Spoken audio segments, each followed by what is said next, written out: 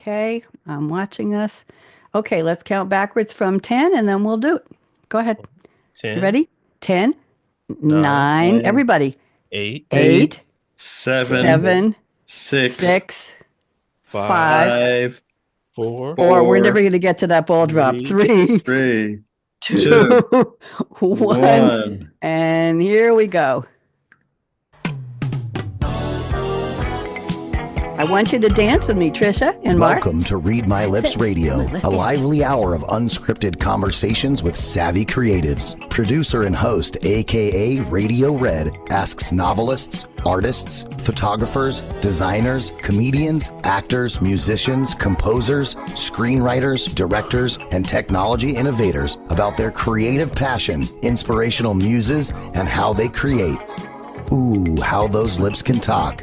Now, here's aka Radio Thank Red. you very much to the wonderful voice who introduces me. Let's tone this music down and we will stop the player. And here we are. It is Monday. Where else would aka Radio Red be? I'm in the house and I'm very happy to be here. I have two very special guests today. We thought we'd have three, but we have two, and they're going to be absolutely wonderful. This is my show about creativity. And those of you watching, we don't have any live viewers now, but you will. Those of you watching may notice that I've changed the title of the show in my background. I'm emphasizing cool conversations with creatives rather than read my lips. I decided to go through a little bit of quiet rebranding because the theme is really creativity. That's what we talk about. I talk to interesting people from the old phrase, all walks of life. I talk to them every Monday, usually a panel of 3 or 4, about what they create, how they create their life, how they create a business, how they create, how they look, how they talk, what they do, how they answer the phone. Does anybody answer the phone anymore? I'm not so sure, Mark and Tricia, but we'll talk about that. Before we get started and I introduce my two lovely guests, I want you both to please put up your hand in the shape of the letter L. We're going to do a shout out. There we go. And on the count of 3, I want you to join me in saying hello, LLL, just like that. 1, 2, 3. Hello, Hello, L. L, L, L, L, L. L. Jordan put them down a tie for second place. We almost got it precisely on the dot. They were close. So second place, Mark and Tricia. That's fine. LLL is lovely, lanky Laura Legs, our most loyal listener. She hasn't been well the past couple weeks. She's got that flu that just won't go away. But when she listens, she always appreciates the shout out. I met her at a dance class years and years ago. I was taking instruction, not giving it for a change. And she will send me a little note at 6:01 p.m. and she will tell me what Tricia said and what Mark said, just a little tiny book review. And she follows a line of people, mostly relatives of mine, who've listened over the years and like to send me a little summary of what they heard on the show. And she always loves the show. And she calls me beautiful, gorgeous lady of red. Mark, I want you to know that's what she calls me. Tricia gets that. Okay, so I will tell you that we are now, oh my goodness, it's March 3rd. I was wondering, January went fast. February went fast. We're now in the first week of March, and next Sunday here in the U.S., in most of the U.S., is daylight savings time. So you got to get ready to change your clocks. Most of them will change automatically, I know, but the car might not, and the stove and the microwave. So I put a little note on LinkedIn to be careful to remember, yes, to do that. Okay, this is the 62nd day of 2025 in the Gregorian calendar. We gave up on the Julian calendar because Mark, he skipped about 14 days in October, so if you had a birthday on the 3rd and the 14th, you wouldn't have had it because there were just no days in there. So Gregorian came along and said, hey, I'm more creative than Julian. I'm going to add a leap year every 4th year, and we're going to add 1 day, and that'll catch us up to the moon. And we are. And now everybody in October, including me, gets a birthday. 303 days are left. What? And it's the 9th Monday. What can I tell you? So let me do my introduction for my esteemed guests. And here we go. When I call your name, please, just wave so we know who you are. So welcome to Read My Lips, where aka Radio Red, me, shines bright, bringing cool conversations with creatives for your delight in my Scarlett Mike's live streaming glow. Am I glowing, Mark? I hope it's okay. She opens the door. She opens the door, boom, for creative sparks to ignite and inspiration to soar. Today's show, The Youthfulness of Creativity, will enlighten your day with two vibrant creatives whose imaginations play, passion and purpose helped their paths unfold as they discovered creativity's soul that makes life bold. Here we go. Marc Prensky, wave hello, coined the term digital natives first, guiding youth through changes as they immersed. With his books and projects bold and grand, he creatively empowers kids to take a stand. From Harvard and Yale to a global stage, Marc sparks young minds in the digital age. Marc, what'd you think? I thought that was great. Thank you very much. I appreciate that. And we have Tricia Copeland with us. Wave hello. She weaves tales both dark and bright. From science to fiction, her words alight. With twists and turns, her stories surprise. In the Rockies, where her inspiration lies. From research labs to worlds unknown, Tricia crafts new realms, all her own. Tricia, I hope you like that. I did. Thank you. I got a nod. So gather round and lend us your eye and your ear as we dive into creativity with vision clear at akaRadioRed's roundtable set today. We hope to inspire you to live large, love life, and play. I hope you both enjoyed that. What'd you think, Tricia? That was a lot of fun. I'm glad. Marc, what'd you think? Okay, I'll give you 11 out of 10. Oh dear, I think I'll take it. Thank you very much. Okay, I appreciate that. Full transparency, I have a virtual assistant. I call her Sylvia Speed. You all might call her just ChatGPT. And she works with me, and I send her all my guest bios, and she crunches them in about 6 seconds into, I ask her for 6 or 8 line rhyming overviews of the bios. Then I go back and I put them in and I look at how they match up with the real bio, which is usually about 300 words, and I make some changes. Sometimes she misses the mark on some really important things that I think we should highlight. So it's AI plus human, human plus AI plus human. That's it. I'll take credit for 2/3 of that. So I appreciate that very much. Sylvia and I, by the way, Tricia, Sylvia and I converse in French. Her French is more correct. She has more of the diacritical marks, the accent aigus and the accent graves and all that. She writes in more perfect French than I do, but I'll tell her merveilleuse, bisous, bisous, which is kisses, and she'll tell me back, I love your shows and I think you're great and keep the energy going. And we get along really, really well. So I wanted to share that with you. So let's go around the table. The table is set a little short today because there are 2 of you and I'm absolutely delighted to have you. I met Marc Prensky at a recent National Publicity Summit. Marc, I've been a media guest at the summit for at least 10 years, back to the time when it was live in person at the Hotel Penn, which is no longer existing, I understand, in Manhattan, across the street from Penn Station. And I would be there for 3.5 hours and I would book 50 or more guests on the spot. And they put their books in a box and the summit would mail the box to me and they would all give me their shiny 1-sheet and I would write an appointment card for them. And we just went through 80 people signed up to meet me, and I could book about 50 at a time. So I met Marc virtually. Tricia, in a minute, I'll introduce her. Tricia comes to us through Mickey Mickelson, a good friend in Canada from Creative Edge PR, and he referred Tricia to me. So Tricia, nice to see you. Marc, I must have missed something in your bio. Please. It was a lovely 6 lines, but you have a lifetime of expertise and adventure. So I'm going to put you on speaker view, Marc. Why don't you spend about 3-4 minutes and fill us in some of all the details. Go ahead. Welcome, Marc Prensky. Thank you very much. It's a pleasure to be here. Thank you. So I looked at some of their past shows and I figured out what I was going to say. And I thought I would start with some principles because there are some principles that I have run my whole life on. And the first is I don't like being controlled. I really don't like somebody telling me what to do. I like to decide what I want to do. The second is I've never liked being in the mainstream. I always like being outside. I never like doing something more than twice because you do it once, you learn, you do it twice, you do it okay, you move on.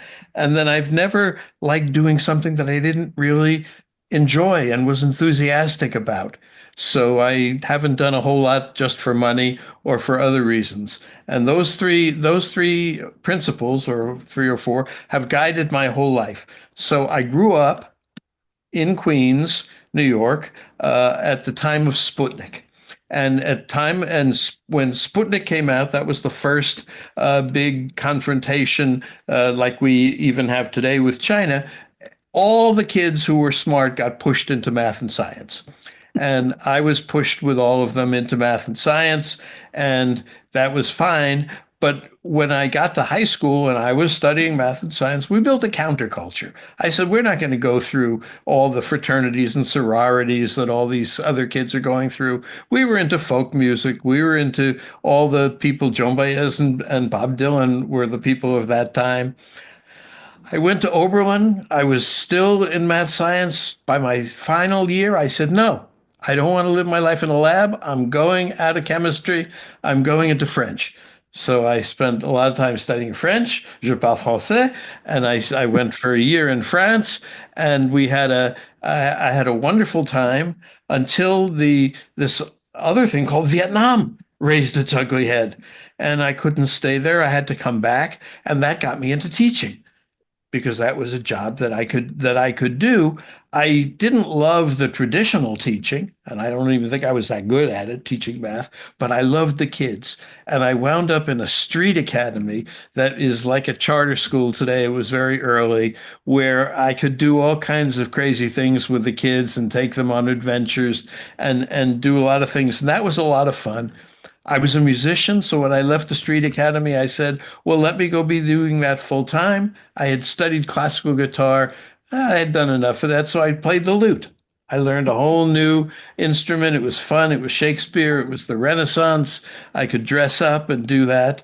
But that didn't make me any money at all. So at one time I read an article that said, you know what? These people who go to business school are making $60,000 a year, which today is like $200,000 a year getting out for their first job. I said, oh, why?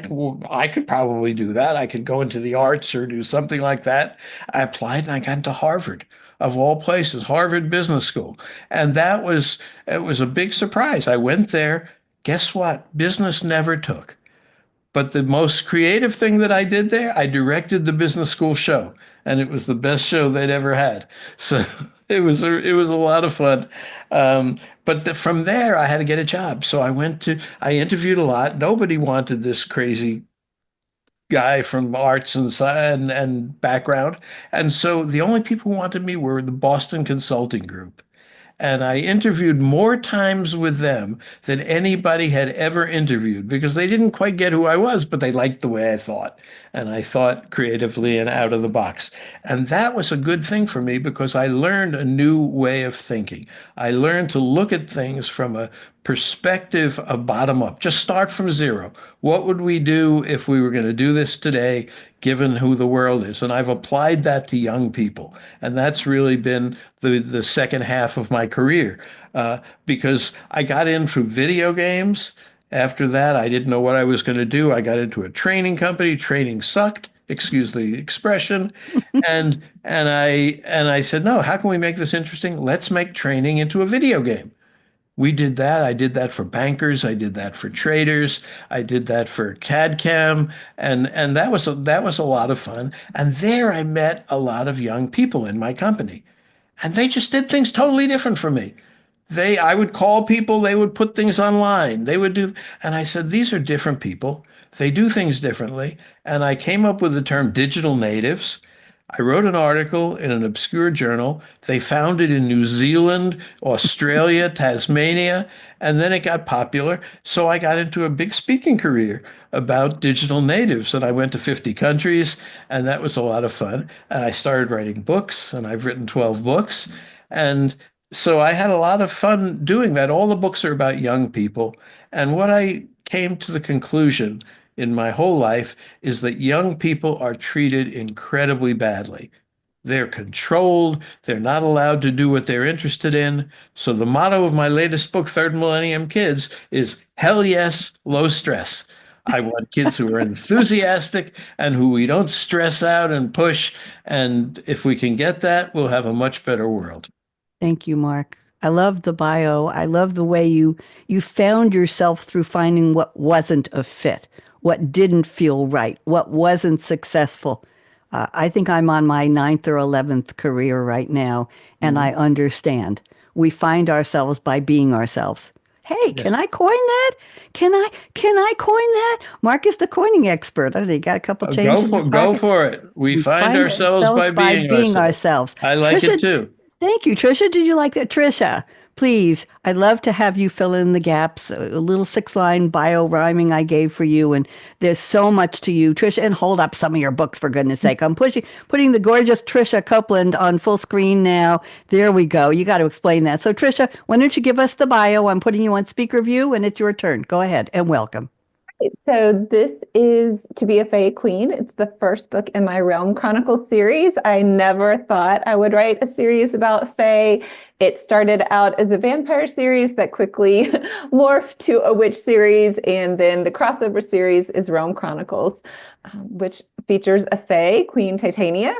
And yeah, I never thought I'd be here either. I started out in science, interestingly enough, and discovered I liked research, but discovered as I was asking myself, how did I become a scientist and a creative? And those two things seemed mismatched to me. But really what I loved about research is finding out how to find out the answer that I wanted. So like how to design the experiments. I would wake up in the middle of the night saying, oh, I could do this. This is how I could do this. And that's what I really loved about research. But my research led me to a love of writing, which is, so in my day job, I do technical writing, and my night job is fiction writing about witches, fae, and vampires.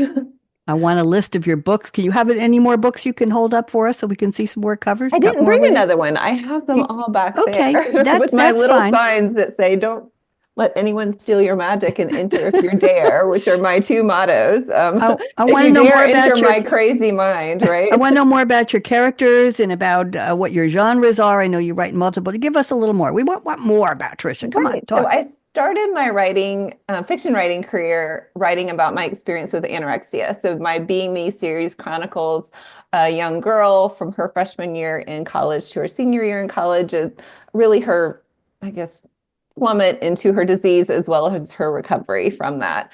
So that was very much a personal thing for me, wanting to write about my experience. And I fictionalized it to protect lots of people and to make it much simpler. But so that was my first foray into fiction writing. And from there, I just got the bug. Like, I love writing. My love is fantasy and vampires and witches. So my next series was the Kingdom Journal series that chronicles a trinity of witches who have to they don't have to break the curse, but they decide to break a curse on the witch lines so that the witches' souls are protected from eternal purgatory. So we have those three witches, and that blossomed into my fairy princess, Queen Titania, coming into the human realm and helping them defend against this evil witch and break the curse. Spoiler alert, happily ever after. So then the Realm Chronicles series was born, which finds Queen Titania battling the same arch nemesis as the Kingdom Journal series. Therefore, that's why it's a crossover series. So we get to follow all of these characters. I can't let my characters go. I love them so much. So I had to keep them all in my life. But the finale to the Realm Chronicles series comes out in July. So I'm super excited for everyone to just experience the happiness that is found when you are able to finally achieve some goals. I love that. Tricia, witches and fairies, how do you come up with this? It's obviously not your research career that did this. Do you dream about this? Do you read other books about it? Do you go to movies? Where does this come from? Yeah, I loved fantasy from a young age. The Lion, the Witch, and the Wardrobe, Dorothy and the Wizard of Oz, the 13-book series. I don't know if you remember that one. And then learning about King Arthur's legends and Merlin and reading all those books, and then jumping into Lord of the Rings. And then I became obsessed with vampires, with Bram Stoker's Dracula. So yeah, I immersed myself in that fiction. And I think it was interesting because Mark said it too. Like, I think all creatives have this in the back of their mind. just questioning, like, what if, or if we see a character, if we see a person, at least I think, what is their backstory? Like, how did they get here? Where are they going? So just that inquisitive mind. And I can create a backstory about anybody. It may not be true, but most of my books are those character-driven stories that I define a character and then I say, oh, where did they come from? How did they get there? Are you a did they pantser wanna or a go? plotter, Tricia? Are you a pantser or a plotter? How do you do it? It's really a meld of both. I usually have a vague outline. I know where I want to start, where I want to end, and some major plot points. But if I have a detailed outline, I can't write. Like, I will literally sit there and think this is too boring. I can't write what I plan to write. So I like making up scenes that kind of lead to my end goal as I go along. Okay. Marc, same question for you. Marc, are you a pantser or a plotter? I don't know what the first word is. A pantser is where you write by the seat of your pants. You don't plan anything. You just sit down. They're British terms, and I meet a lot of authors who say they're hybrids. They plan something. So a plotter would say, okay, I'm going to have a 12-chapter book, and these are going to be the title. And then you go back and fill in chapter 3 and chapter 5 whenever you want to. So what's your method? Well, it helps me to have an outline, but generally I know more or less what I want to say, and so I'm just struggling with the order to say it. What I found helps a lot is to write articles, and the book becomes a series of the articles that I've written. So each chapter, so it's not as intimidating as looking at a whole book at once. You're just looking at one article, which is one chapter, and if you do them in a reasonable order, they all fit together because they're about the same thing. I like that. I was teaching adult. You okay, Marc? You need a drink? Are you okay? I will take a drink. I was teaching adult ed in Great Neck, Long Island years ago, and I decided to teach how to blogging 101. This was when it was starting to be new and people didn't know what to do. And I had mostly adult students. It was adult ed and people from all walks of life. I use that phrase a lot. And I met a woman who came into the class and she was writing about about to become a senior, not in high school, a senior in life. And she had reactions to aging and reactions to cultural changes and physical changes. And she wrote and wrote and wrote, and she started a blog. Well, a couple years later, she contacted me. We're still in touch years later. And she wrote a book called Raging Against Aging. She took the blog posts, which is exactly what you said, and she put them together in a book. She's also a very talented artist, and she paints beautiful, she'll do still lifes and that kind of thing, and she posts them on Facebook, but she turned it into a book. So she took the blogs and made the blogs into her chapters. Tricia, do you ever do that? Do you write bits and pieces and then put them together? Or are you mostly, this is the book, as you say, this is the goal of the character, and I'm just going to keep writing? How do you put that together? Well, several of my books have started with short stories. So I've been asked to write in anthologies, and I would write a short story from the anthology and then think, well, this is a short story. I have this character. I need more to learn more about this character. So 2 of my series have grown from short stories. Interesting. I joined a short story writing challenge by a woman. I won't name her here, but she's based in South Africa, so the time zones are nobody can figure it out. But anyway, I wrote a short story, and it was a prompt, and it was exactly 1,200 words. You had to write by a prompt. That word had to be in the title or somehow in the theme of your story, and it was fine. And I was very excited, and I wrote something about family, and it was fictional, but it was based on personal experiences. Of course, that's what we write about.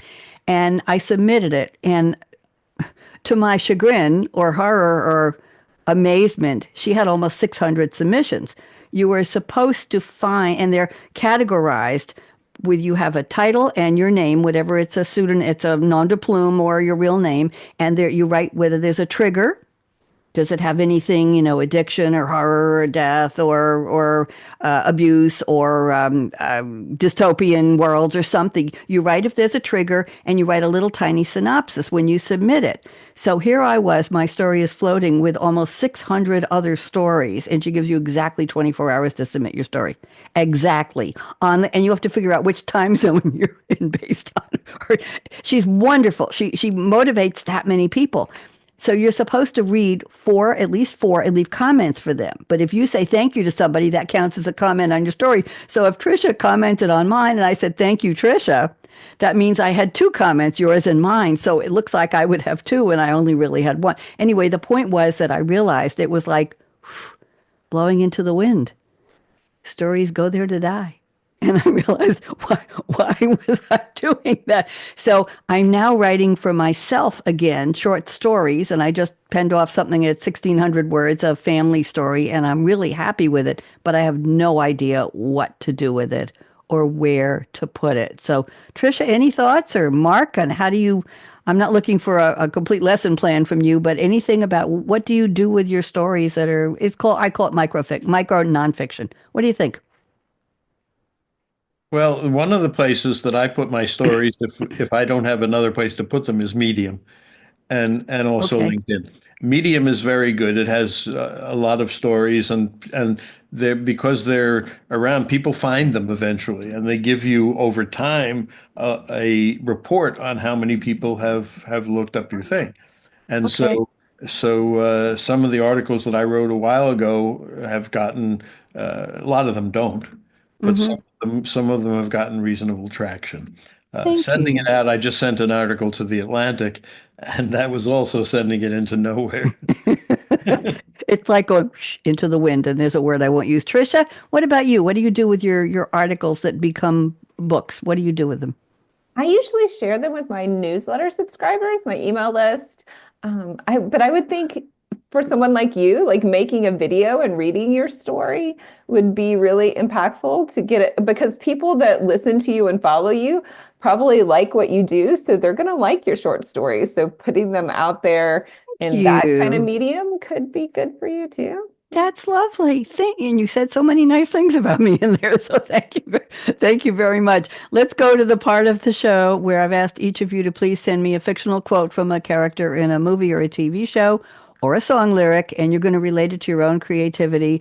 Marc has picked a quote from Dorothy Gale, played by the inimitable Judy Garland, the original Wizard of Oz 1939 musical fantasy film. And we all know that last night was the Oscars, and The Wicked, which is based on The Wiz, was up for 10 awards and won two. And they opened with songs from Defying Gravity and et cetera, et cetera. And it didn't reach the heights that we thought it would in terms of awards, but I understand it's still a beautiful movie. So Marc has picked an iconic quote from The Wizard of Oz. I'll read it. And Marc, I'd like you to take a couple minutes and tell us how this applies to your creativity. And the quote, of course, is Toto, I've a feeling we're not in Kansas anymore.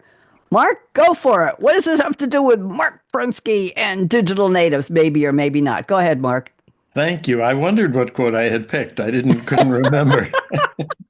Love So, it. the world is changing. It's a different world, and especially for young people, it's a very different world. And that's one of the big things that I talk about in my book. One of the biggest themes is that you can't raise kids for the world in which you grew up, because they will succeed in the world that doesn't exist anymore.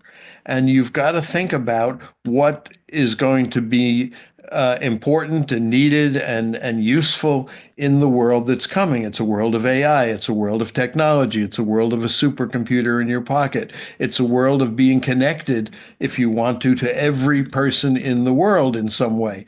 And so none of our school prepares kids for that. So what I talk about is enthusiasm and low stress and high imagination and self-knowledge and getting out there and doing things and actually doing projects that have an impact. And none of that happens in school, not a single thing. So we are just not in Kansas anymore for the kids. Most of the adults, they're still in Kansas. Very, very interesting. Very interesting point of view and observation. And you're right. And schools can be creativity killers, right, Marc? They sure can. And I'll never forget, my daughter brought home a report. She hates when I tell this story, and I'll never use her name on the air. Tricia, you're going to love this. She brought home a report from her first grade teacher. We were in Eugene, Oregon at the time. We lived there for a few years, and public school was just around the corner from where we lived. and the teacher said, "Your daughter is coloring outside the lines and she needs remedial drawing lessons." I kid you not. My daughter went on. We've had debates about how she really felt about that teacher. She went on to become an incredible artist who was #1 in her medical school class. She illustrated all of her biology notebooks in high school with detailed drawings that could have been framed. I have art she did at the age of 13 and 15 that is framed on the walls of my house wherever I live. I bring them with me. Very talented, Phi Beta Kappa junior year, and she still does beautiful art. And she was told that she wasn't, Mark, she wasn't drawing within the lines. Now, is there anything more narrow? Tricia's looking shocked. Mark's looking, yeah, I get it. I know, Red. I know, absolutely. So I will never forget that shock and amazement that said that. So anyway, thank you for the quote. I appreciate that. There were so many interesting quotes from that show, and this seems to be the one that resonates with everybody. By the way, I have my Alexa set to the Wicked theme, and so if I ask Alexa in the morning, I get up and I say, "What's the weather, Alexa?" Of course, I know what the weather is. "What's the weather, Alexa?" And she'll greet me by name. I won't give you the full name the way she does it, and then she'll say, "Just trying to help you defy gravity, right, Elphaba?" And then you hear, "Right." And that's how I get greeted every morning. Talk about an AI greeting. There we go. Tricia, I'm looking at your quote. This is an interesting one. Goes along with your preference in writing genres. This is from Bonnie Bennett, played by Kat Graham, in the teen TV show, supernatural teen drama TV show on the CW from 2009 to 2017. A little more current than Mark's 1939 movie. 171 episodes and 8 seasons, and the show was called The Vampire Diaries. And the character said, "You know, I can start fires with my mind. Fires kill vampires, right?" Okay, Tricia, dear, tell us what this has to do with your creativity. Go ahead. Well, it's partly speak on Bonnie's character. She's a witch, and she's a new witch, and she really has to come into her own powers. And the vampire she's speaking to, Damon, is kind of cocky and, thinking he's all great and powerful. And she's kind of like, "Wait, you know what? I could take you." So it's a little bit about taking your own power and believing in yourself and realizing your worth and your contribution, I guess, to society, whether that's creating magic or whether that's writing a book or whether that's solving a math problem, whatever your gift is. What fascinates you about the vampires? May I ask that? I don't know. I've just always been fascinated. I mean, they don't die, so that's wonderful. You don't get sick. You can see better, run faster than other normal humans. So all of that is something I would want. What about garlic and mirrors? Is that something that figures into your stories?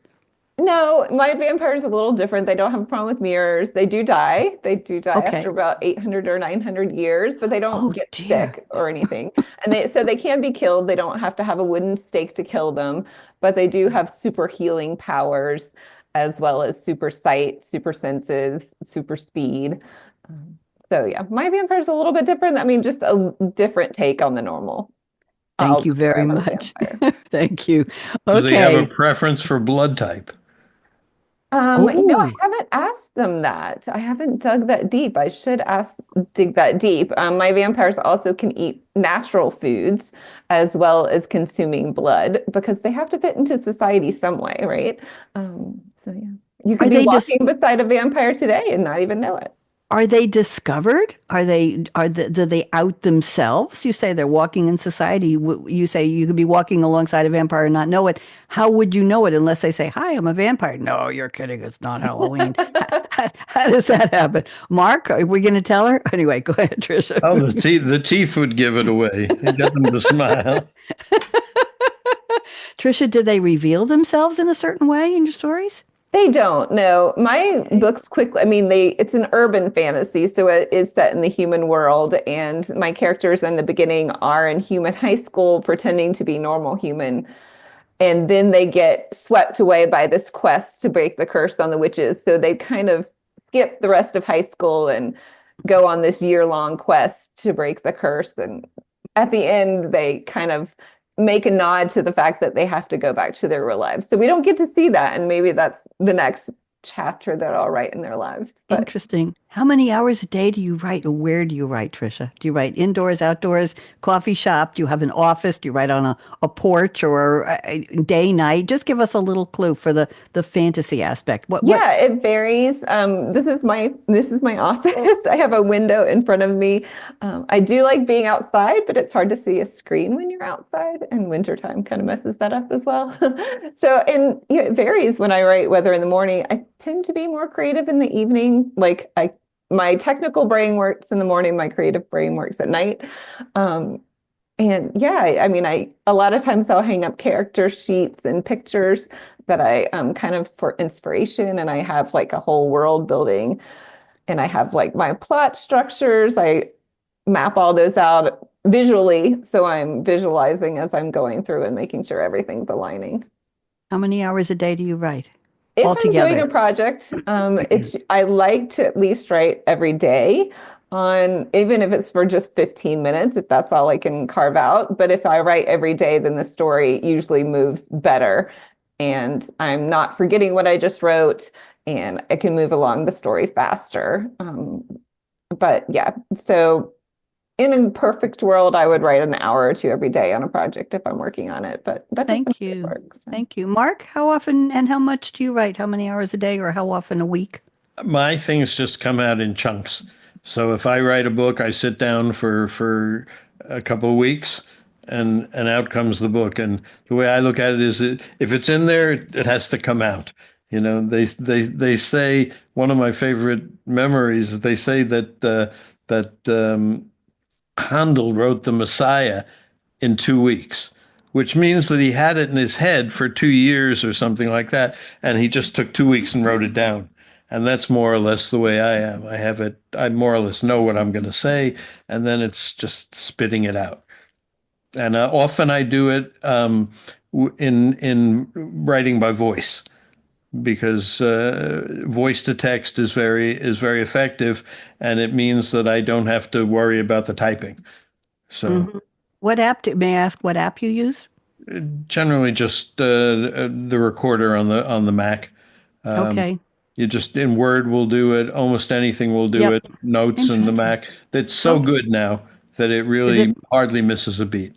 Very, very interesting. I wrote 3 romantic comedy plays a few years ago. Excuse me. And I wanted to write a play, Tricia and Mark. And so I Googled, how do you write a play? What format? What font do you use? How do you space it? How do you describe the scene, the characters, the premise? And I found Playwriting 101, and it was a document. It wasn't a PDF. It was just somebody had posted it somewhere. So I brought it in, and it was in a Word document. I downloaded it, and I started filling in. And I worked from 1 a.m. till about 4. I had a full-time job, and I wrote from about 1 a.m. till 4 for 4 nights. The characters told me what to say. The play was done. The first one, it was done. That was it. I was a channel. I was a conduit. And as soon as I figured it out, where the characters were, as soon as I started describing them and describing the scene, it just poured. Mark, it just came. It needed to be said. And then I did 2 more plays. And the fun was that I was doing my own TV show called Something to Talk About. Mark, I grew up in Queens also, but I was in Great Neck Lake Success on a TV channel there. And I knew people who were community actors, and I appealed to them to come and act in my show. And I got so many people that I did 2 versions of the same play. But I became a casting director. I became the coach. I became the director. We went to the TV studio. We did the whole thing on green screen. My friend, who was my director of my regular show, went to Manhattan and filmed. It was taking place in the front of Penn Station. So he filmed from his car. He stood up and opened the moonroof, and he filmed traffic in Manhattan. He filmed people milling around the front of Penn Station on 7th Avenue. And we used that. And then we got a picture of a van with the door open, and then with the door closed, we downloaded that and we used that against the green screen. So they were sitting on chairs in an empty studio with a green curtain. And I bought a toy steering wheel, a plastic one, and we put it on. We mounted it, and it was a taxi driver, and he was using the steering wheel, and they were sitting behind him, and the whole play took place in the van, and we had the noises of Manhattan, and we had the background of Manhattan, and it looked they were actually sitting in a cab. Wow. It's amazing what you can do. Unbelievable. My person, George, my director at the time, was so creative, and he said he loved green screen, so he said let's try it, and we did, and I used that for the other two plays. But my point was that the characters told me what they wanted to say. It was not a debate. I didn't argue with them. They just came through. So I want to do, we have 15 minutes left, which is plenty of time. I want to pick one creativity statement from each of you. Marc, you've given us almost everything in your creativity statements, and I'm looking for something that's different here. And here we go. I'm going to pick your number 2 statement. I'll read it to you. You say, I was a professional musician, lutist, and classical guitar. And I asked you in my questions before the show, why the lute? And you said, I chose it because I related to the music in the times of the Renaissance. I imagined the Renaissance music in my own way. Lute is just, let's be honest, Marc, that is just an unusual choice for an instrument, no matter whether you want to be a Renaissance guy or not. So, Marc, what was special about the lute? How did you find one? Did you buy it? Did you make it? Give us a little more. I want to know more. Well, when I was in France, I had a guy who was my guitar teacher who made me my very first lute. And then I met a guitar teacher in New York who became a guitar maker, and he made me a lute. And I just loved the shape, the feel, the whole idea, all the strings that they were. But it was a very interesting thing because in my time learning the lute, they discovered that the lute was played totally differently from the guitar. That they wondered why all the guitarists hold your hand like this and you hit the strings, and in all the pictures nobody did that. None of the lute players, they all held their hands like this, and they could have said, well, the painters must have been wrong. And it turns out that there's a style of playing like this that somebody discovered, and so I had to change my whole style. But it was the other thing about the lute was that it was a niche that there were fewer people in. So one of the things that I've always found is that if you can find your own way, your own niche that you can be expressive in, that there aren't a whole lot of people doing it, it's sometimes an easier route to go. Okay, very, very interesting. Thank you very much. I want to go to a statement from Tricia. Let me go back to gallery view. Here we are.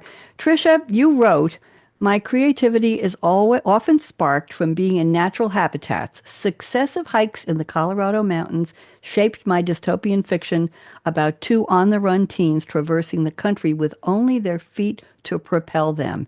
Interesting. Tell us, paint a picture for us, Tricia. I like this one. Go ahead. Right. So I was challenged to write a story about healing in an anthology, and being a microbiologist, it ended up being a story about a flu pandemic. And granted, this was in 2018 when reading about flu pandemics wasn't as horrible as it is now. But anyway, so yeah, these characters, their parents ship them to a desert cave community to get away from this pandemic. Basically, their parents are in the military and they have the ability, and this military group has formed this research group in a cave in Nevada. And so the 2 teens get shipped there in the first book, and then they discover there's sort of like this covert military government that is going to take over the regular government and try and steal the cure to the flu pandemic for themselves. So this group of these 2 teens decide that no, this isn't the right thing to do. We should help all the people in the world. So they go on a trek to try and stop this government, but they have to go from California all the way to Iowa with only their feet. So they don't have any vehicles, they don't have any planes. But just, camping through the Colorado wilderness, it makes you think, what if you really had to do, back in the pioneer days, they had wagons. I mean, way before that, they didn't have anything, right? So that just takes you back to just self-reliance. Very, very interesting. So now these were vampires, kids, or these were humans? These were human kids, yes. A futuristic dystopian society where, well, I guess it doesn't start out as a dystopian society. It really only becomes more dystopian once the secondary government takes over and decides it's not called the United States anymore. It's called something else. But the United States is going to keep this cure from the rest of the world. So that's when it kind of goes off the rails and becomes dystopian-like. How do you name your characters, Tricia? I usually look up like names that mean something. Okay. So not as much in this one. In this one, the main characters are Gemma, Jema, which was just sort of felt like a futuristic, not normal name to me. And Troy, whose family is much more conservative. And so that was, yeah, things come out about him that I won't give away right now. No, please don't. No spoilers. I can't be responsible. But definitely in my fantasy books, like in the Kingdom Journals, I have a character named Thanatos, which literally translates as death. And his son is Theron, which is very close to death or evil. So I do that a lot. And I think most of my readers pick up on those things, but yeah. Very cool. So the subtext is there. Interesting, because you don't know who your readers are and you don't know what their point of reference is, what their context is, what their experiences are. And you're basically casting your characters and your scenes into the wind and saying, reader, do something with this, process it, enjoy it, benefit from it, react to it, love it or hate it, but let it be part of your experience. Am I right? Definitely. I hope so. I would hope you're have inviting them into your world. I hadn't thought of it that way. Okay. I have a quote for both of you from Kurt Vonnegut, who lived from 1922 to 2007. I know that Mark probably knows who he is, an American humorist and the author of satirical and darkly humorous novels. Tricia, he only wrote 14 novels, 3 short story collections, 5 plays, 5 nonfiction books over 50 years. And further collections have been published since his death. He's very famous. And here is an interesting quote I picked up quite a while ago that's in my notes. Go into the arts. I'm not kidding. The arts are not a way to make a living, right, Mark? They are a very human way of making life more bearable. Practicing an art, no matter how well or badly, is a way to make your soul grow, for heaven's sake. Sing in the shower, dance to the radio, tell stories, write a poem to a friend, even a lousy poem.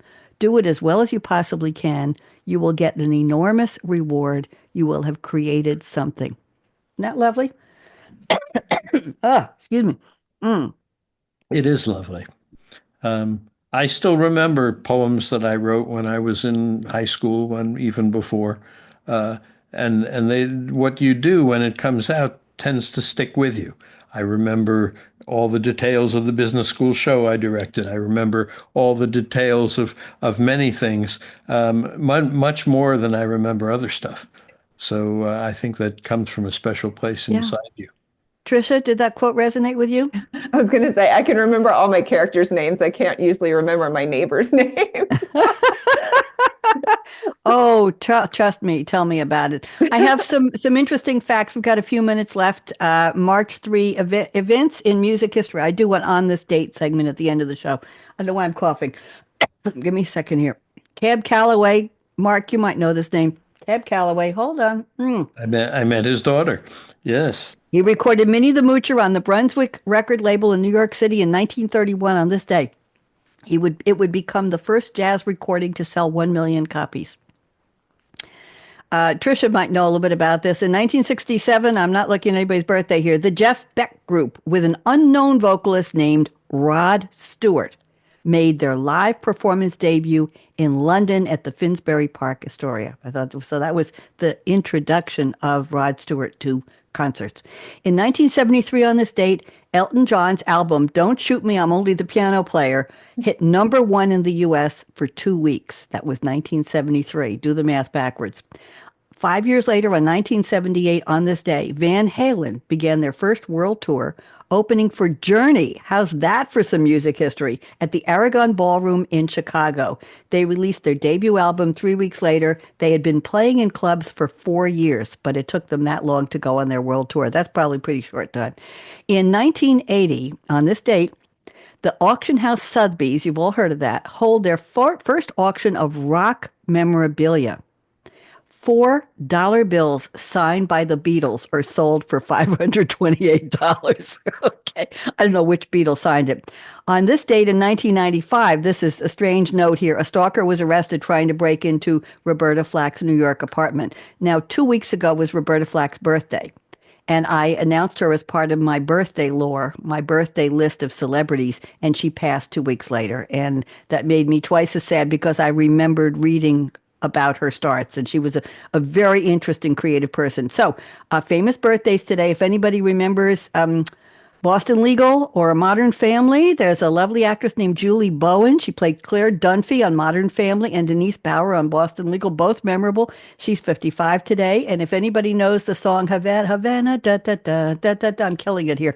2017 hit song Havana, certified 7 times platinum. The singer Camila Cabello is 28 today, and I love that song. Today is the day that Alexander Graham Bell was born. He was a scientist, an innovator, an inventor known for patenting the first practical telephone.